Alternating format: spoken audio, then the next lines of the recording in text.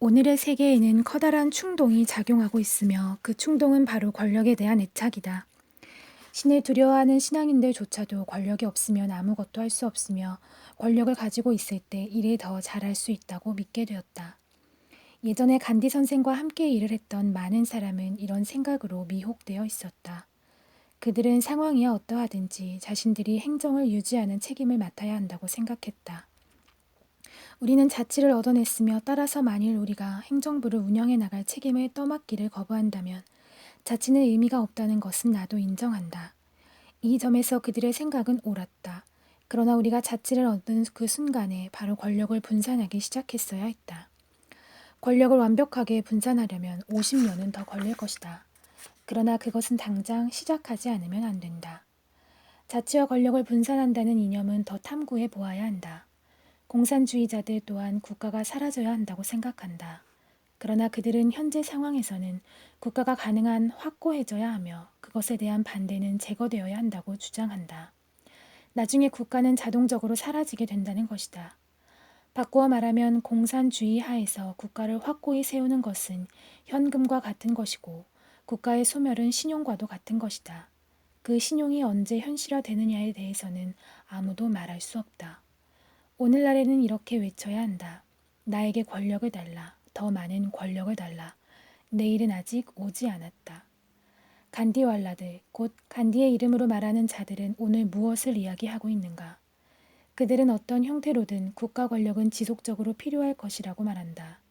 그것은 더 적은 수의 사람들로 편성될 것이며 인민들에 의해서 선출될 것이고 인민들의 복지를 위해서 존재하게 될 것이다. 많은 사람이 그들의 생각에 공감한다. 그들은 이런 고정관념을 가지고 있다. 만일 우리가 정치를 멀리하면 우리는 현재의 상황을 전제할 때 가장 효과적인 섬김의 도구를 잃게 되리라는 것이다. 따라서 지금 같은 변화의 시기에는 우리가 정치에 계속 참여해야 한다는 것이다. 공산주의자들은 섬김이 오로지 정치 권력을 통해서만 가능하다고 생각한다. 그러나 섬김과 개인의 자유와 비폭력을 매우 강조하는 사람들까지도 변화의 시기에만큼은 섬김이 정치 권력을 통해서만 이루어질 수 있다고 주장한다. 이런 주장에 대해 나는 과거 모든 시기는 변화하는 시기였으며 앞으로 모든 시기는 변화하는 시기가 될 것이라고 생각한다. 우리는 단단히 각오를 해야 하고 할 일을 오늘 당장 시작해야 한다. 현실과 타협하는 사람은 비폭력적 사회 질서를 성취해낼 수 없다. 그러나 간디의 이름으로 말하는 자들은 이런 권력의 유혹을 스스로 끊어버릴 수 없다. 그들은 이렇게 말한다. 우리의 스승은 정치활동에 큰 중요성을 부여하셨다. 우리가 정치활동을 중요하지 않게 생각할 수는 없다. 내가 보기에 이것은 간디 선생의 생각이 아니다. 나는 어떤 이야기를 할 때 그의 이름을 내세우지는 않는다. 일단 우리가 간디 선생의 이름으로 이야기하는 일을 시작했으면 우리는 그의 모든 글을 철저히 읽고 나서 논의에 참여해야 한다. 우리의 입장은 부처의 제자보다 더 어려워질 것이 분명하다. 따라서 나는 오로지 간디 선생의 이념들에만 관심을 가지고 있으며 원칙적으로 그의 이름을 입에 올리는 것을 삼가고 있다. 아무리 다른 사람들이 그의 이름을 거론한다고 할지라도 나는 그들에게 그러한 견해는 간디 선생의 생각이 아니라고 지적하지 않을 수 없다. 오늘날 사람들 사이에는 큰 오해가 만연해 있다. 간디 선생이 정치를 추구했다는 것이다. 물론 간디 선생이 무엇을 추구했고 무엇을 추구하지 않았는가를 논의함으로써 얻어지는 것은 아무것도 없다. 사람들은 자신이 무엇을 해야 할 것인가 하는 의문에 부딪히기 때문에 이런 논쟁에 끼어들게 되며 그리고 자신들을 앞서간 간디 선생의 모범을 가지고 있기 때문에 그분의 마력에 사로잡히게 된다. 이런 마력은 간디 선생의 생애와 활동을 잘못 이해함으로써 한층 더 강해진다. 나는 분명하게 말할 수 있다. 간디 선생이 처음부터 끝까지 추구했던 것은 니티, 윤리 이외에 아무것도 없었다. 만일 어떤 사람이 이런 나의 견해에 반대한다면 그 생각을 나에게 분명하게 제시해야 할 것이다. 만일 간디 선생이 정치 활동가였다고 생각한다면 그의 만년을 생각해보라. 독립을 얻은 후에 만일 그가 진나처럼 인도의 총독이 되기를 원했다면 누가 그것을 막을 수 있었겠는가? 오히려 그는 노아칼리로 가는 길을 택했다. 델리에서 독립 축하 잔치가 벌어지고 있을 때 그는 그 지역을 여행하고 있었다. 또한 간디 선생은 총독 관절을 병원으로 만들어야 한다고 말했다. 이런 말은 비폭력적 혁명을 요약적으로 말해주는 것이다. 폭력적인 혁명에서는 이와 정반대의 현상이 벌어진다. 그 독재 정치의 본부는 대포로 파괴되거나 아니면 정치가들은 거기에 있는 독재자의 깃발을 내리고 자신들의 깃발로 바꾸어 놓고 그것을 큰 업적이라고 생각할 것이다. 이것이 폭력의 길이요, 폭력에 기초한 정치의 길이다. 그러나 간디 선생은 이런 정치적인 생각은 전혀 하지 않았다. 그가 평생 동안 추구한 것은 로카니티였다. 그는 총독 관절을 병원으로 개조하자고 말할 수 있었던 것이다. 그가 보여주었던 이러한 태도는 새로운 것이 아니었다. 예를 하나 들어보자. 간디 선생은 런던 원타케이에서 뭐라고 말했는가? 그는 이렇게 말했다. 나는 무릎을 꿇고 자치를 간청합니다. 사람들이 저마다 큰 소리로 자치는 우리가 타고난 권리이며 우리는 그것을 얻게 될 것이다 하고 외쳐대는 일이 흔했던 시기에 간디 선생의 그런 발언은 생소한 것이었습니다. 간디 선생은 거기서 분명하게 말했다.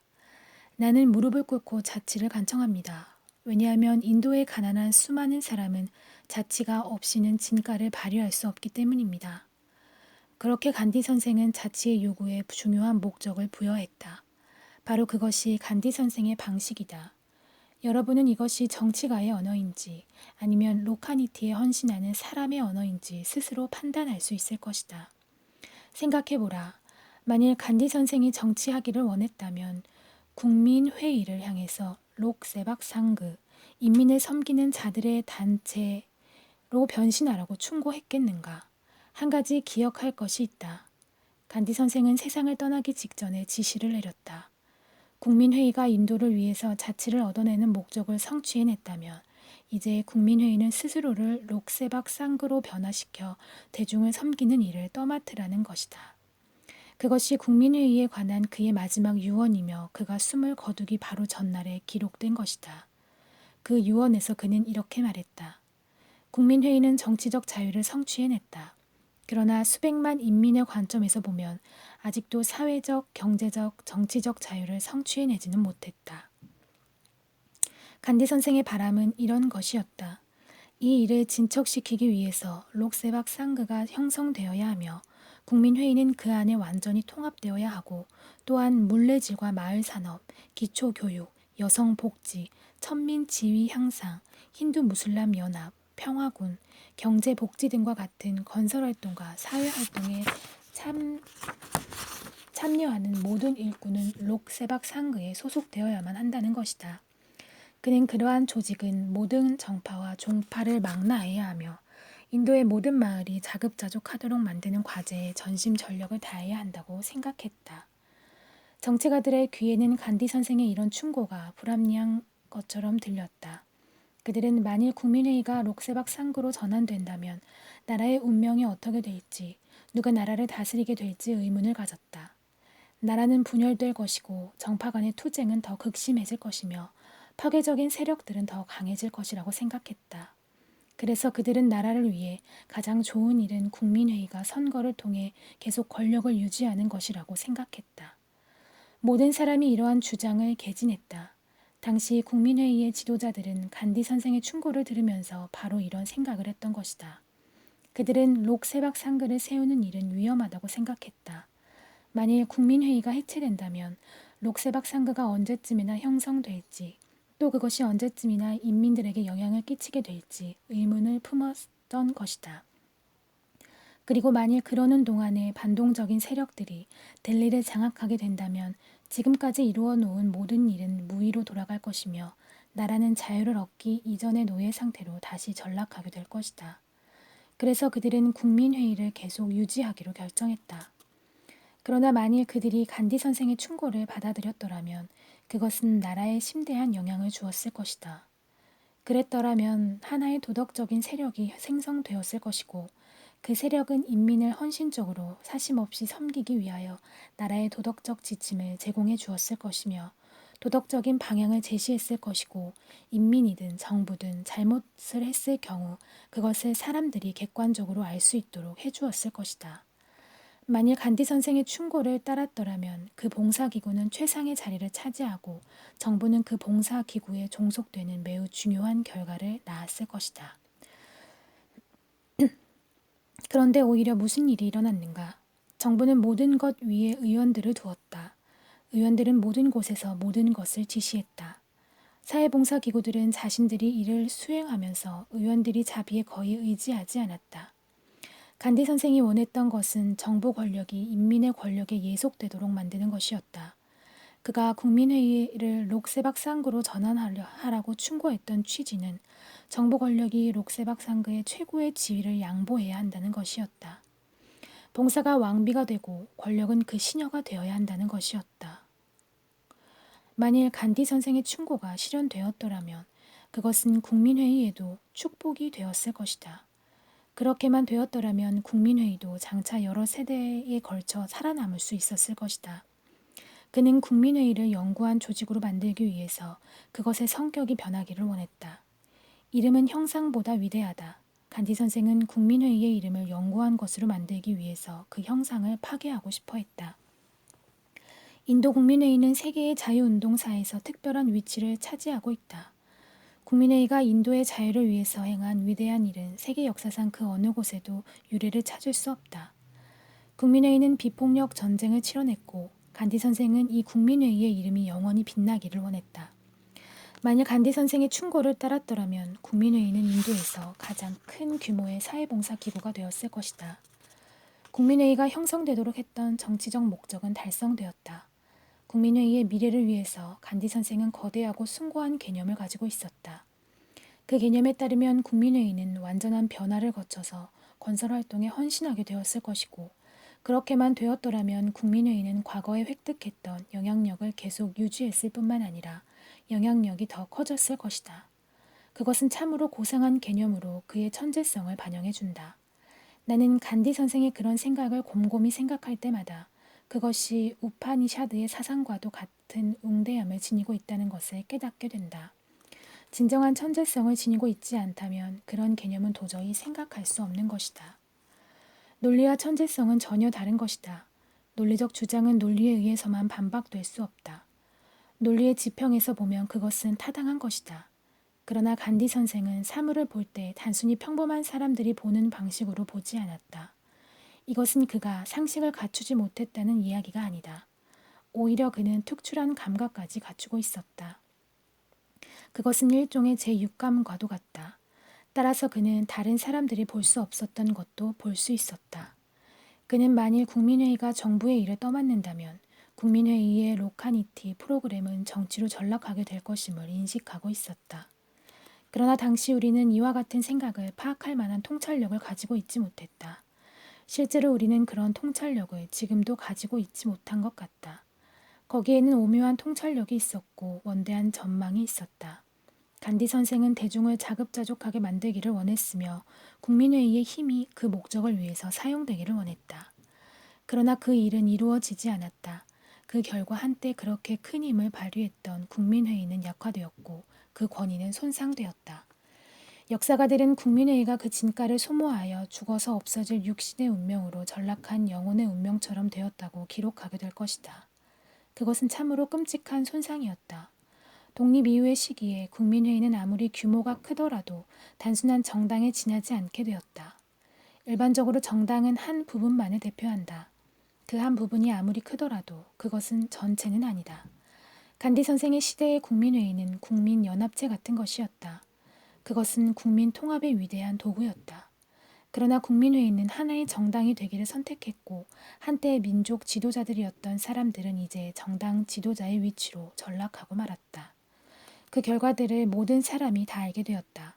오늘날 온 나라가 모두 귀를 기울여 경청할 만한 도덕적 권위를 지니고 있는 개인도 조직도 없는 상황이 되어버렸다. 정당들의 지도자들은 인민 앞에 나서서 고작 한다는 일이 상대방을 공격하는 일이다. 이런 형태로는 냉담한 대중을 행동하도록 만들 수 없다. 도덕적 지도력은 철저히 결여되어 있으며 일종의 타성과 공허함, 혼란만이 인민을 사로잡고 있다. 그들은 자신들이 무엇을 해야 하는지, 어디로 가야 하는지 모르고 있다.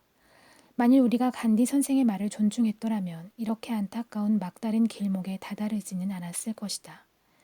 간디 선생이 세상을 떠난 이후에 우리는 우리의 이상주의를 가지고 정치를 감동시킬 수 없게 되었다. 오히려 우리는 정치의 지배를 받게 되면서 정치로 인해 혼란을 겪고 있다. 정치의 빠른 물살은 우리를 정치와 함께 아래로 떠내려가도록 만들었다.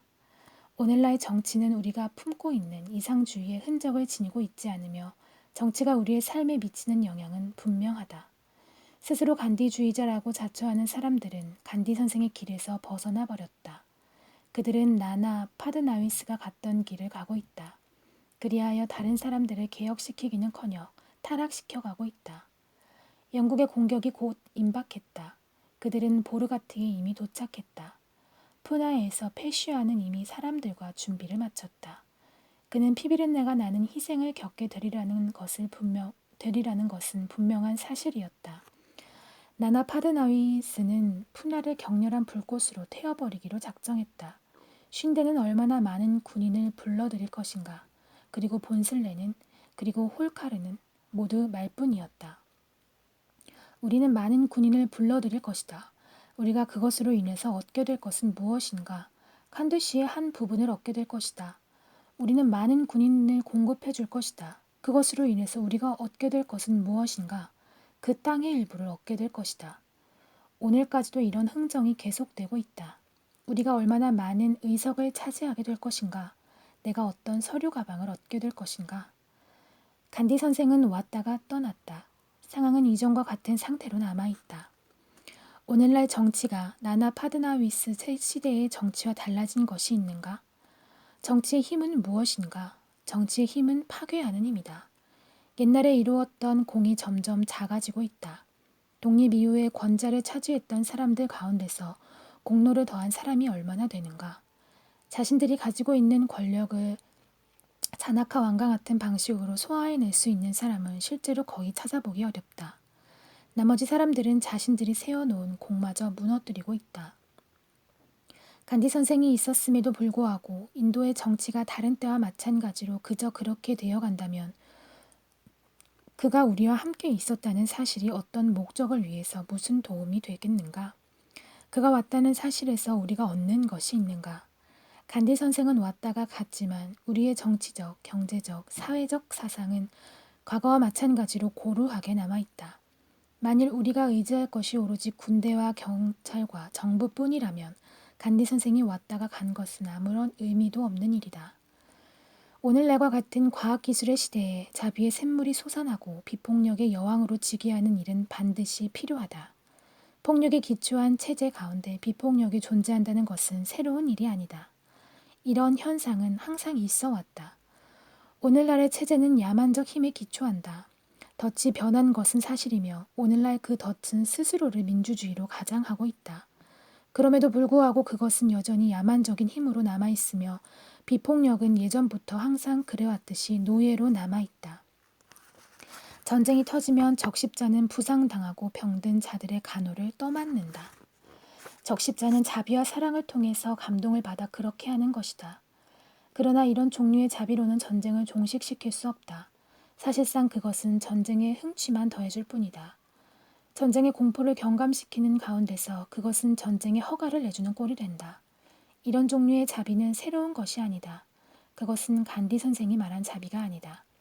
간디 선생이 염두에 두고 있었던 자비는 지배하는 원칙으로서의 자비, 인간 사회를 재편성해낼 수 있는 기초로서의 자비였다. 그래서 그는 우리에게 그런 자비가 가능한 것이라는 믿음을 갖기를 원했던 것이다. 그렇게 되면 야만적인 세력은 점차 약해질 것이고 자유와 자비와 평등에 기초한 로카샥티, 인민의 힘이 궁극적으로 그 자리를 대신하게 될 것이다. 우리는 이 로카샥티를 드러내고 폭력을 정복하기 위해 일해야 한다. 우리는 모든 딱지를 떨쳐버려야 한다. 이것은 간디 선생의 가르침 가운데 아주 중요한 부분이다. 이것은 정치를 근본적으로 재구성하고 로카니티를 발전시키는 것을 의미한다. 정치라는 말이 계속 통용되고 그 개념들이 계속 정치를 붙잡고 있는 한 정치를 영성화하는 것은 불가능하다는 사실을 이해하는 것이 중요하다. 정치와 접촉하게 되면 영성이 손상을 입을 수도 있다. 우리가 정치의 진리의 멍에를 씌우는 유일한 길은 진리를 변화시키는 것이 아니라 정치를 변화시키는 것이다. 만일 우리가 비폭력의 힘을 기르는 일에 우리의 역량을 사용하기를 원한다면 나는 브라민이다. 또는 나는 이러이러한 언어 집단에 속해 있다. 혹은 나는 이러이러한 종교의 추종자다. 혹은 나는 이러이러한 정당을 지지하는 사람이다. 라는 딱지들을 버려야만 한다. 이 문제에 대해서 분명하게 생각하고 정리하지 않는 한, 우리가 이런 생각을 이해하지 않는 한, 또는 이해했다고 해도 현재로서는 이렇게 지속될 수밖에 없다고 생각하는 한 세계는 폭력의 발톱에서 벗어나지 못할 것이다. 아무리 시간이 오래 걸릴지라도 세계에서 폭력의 뿌리를 완전히 제거해 줄 수 있는 기술을 채택해야만 한다. 따라서 어떤 사람이 나에게 왜 정치를 영성화하는 일을 시도하지 않느냐고 묻는다면 나는 정치를 파괴해 버리기를 원한다고 간단하게 대답할 것이다. 과학기술은 정치를 시대에 뒤떨어지게 만들었다. 간디 선생은 항상 자치를 얻은 이후에 사태를 어떻게 정리해야 할 것인가 하는 생각에 사로잡혀 있었다. 그는 심지어 그 문제를 논의하기 위해서 세바그람에서 대회를 소집하기도 했다. 그러나 기회는 오지 않았다. 예수의 이야기는 누구나 다 알고 있다. 그는 십자가에 못 박혔고 끌어내려져서 장사되었다. 그러나 그는 무덤에서 일어나 몇몇 제자에게 나타나서 이렇게 말했다. 나는 이제 갈릴리로 간다. 거기서 너희들을 만날 것이다. 나는 간디 선생 역시 델리를 떠나서 마을들로 갔다고 생각한다. 선생은 이렇게 말한다. 델리에서 그들은 나를 장사 지냈다. 나는 거기서는 더 볼 일이 없다. 마을들로 돌아가라. 그것은 항상 간디 선생의 구호였다. 먼저 자치를 얻고 그 다음으로는 정치를 영성화해야 한다. 그것은 국가 권력을 부정하고 분산하는 것을 의미한다. 나의 책 스와라지아 샤스트라의 서문에는 이런 말이 나온다. 나 투아밤 카마예 라지암. 이 말은 나는 하나의 왕국을 원하는 것이 아니다 라는 뜻이다. 그리고 이런 말도 있다. 야테마비 스와라지아야. 이 말은 우리는 자치를 위해서 일할 것이다 라는 뜻이다. 왕국은 국가의 권력을 의미하며 자치는 인민의 권력을 뜻한다. 모든 사람이 각기 자신의 일의 지배자라고 느끼게 되면 권력은 모든 사람에게 속하게 된다. 그것이 바로 로카티니이고 그것을 자치라고 한다. 그것을 실현하기 위해서는 정치를 파괴해야만 한다. 나무를 베는 자는 나무에 올라가지 않는다. 가지만 자르려고 하는 자가 나무에 올라가는 법이다. 그러나 우리는 정치라는 나무를 그 밑동부터 잘라내기를 원한다. 그것을 잘라낼 때 우리는 그 밑동까지 완전히 깨끗이 제거해야만 한다. 이것은 비단 인도에만 해당하는 이야기가 아니라 온 세계에 해당하는 것이다. 오늘날 소수의 사람들이 권력을 찬탈하여 차지하고 있다. 우리는 이런 틀을 파괴해야만 한다.